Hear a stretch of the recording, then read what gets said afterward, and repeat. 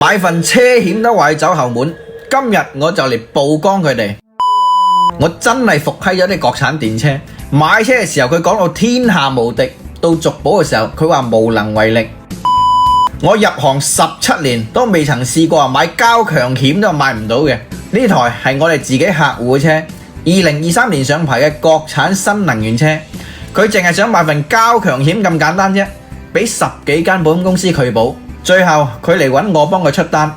保險公司要求加收幾百蚊嘅服務費先至肯幫我出單，加收嘅手續費不提供發票，不體現響保單內容上邊，純屬係台底數。還有王法嗎？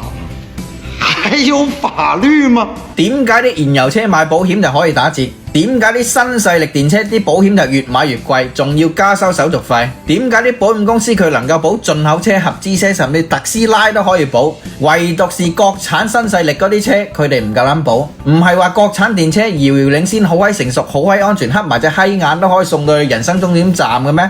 點解啲保險公司依家係一個二個啦打退堂鼓呢？難道係啲保險公司佢哋唔愛國，定抑或係啲保險公司跪得太耐，依家起唔到身啊？根據中國精算師協會同中國銀信保嘅最新數據，2024年度保險公司承保咗3100萬台電車，新能源車險虧損57億，連續第3年虧損。保險公司蝕到怕，直接拒保電車。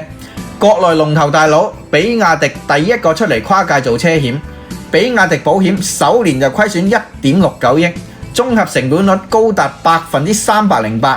即係話收咗100蚊嘅保費，佢就要賠308蚊，仲係要響自產自銷、自己定選、自己整車嘅情況下，一樣蝕到撲街。隨住電車滲透率越嚟越高，今年仲有綠化帶戰神嘅加入，預計2025年度新能源車險嘅賠付率仲會進一步惡化。多家保險公司拒保電車，保監會多次強調不得拒保交強險。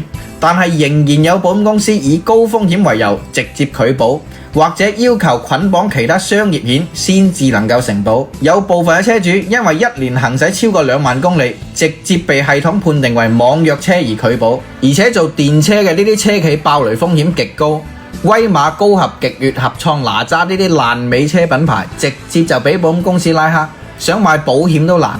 保險公司話你台車系統評分高，無法承保，呢個係屬於違法行為。根據機動車交通事故責任強制保險條例明確規定，保險公司不得拒保交強險，否則罰款5至30萬。有部分嘅保險公司要求必須要購買高額嘅商業保險，例如座位險，先至可以承保交強險，屬於強制搭售，亦都係違法。保險公司如果要求額外支付手續費，而且冇開發票，屬於變相提高保費同埋偷稅漏稅。消費者可以撥打12378銀保監會投訴熱線，明確告知保險公司拒保交強險，監管會介入處理。呢條片你記得點讚收藏，發俾啲開電車兄弟，唔好柒懵懵俾保險公司揾笨柒，你唔知啊！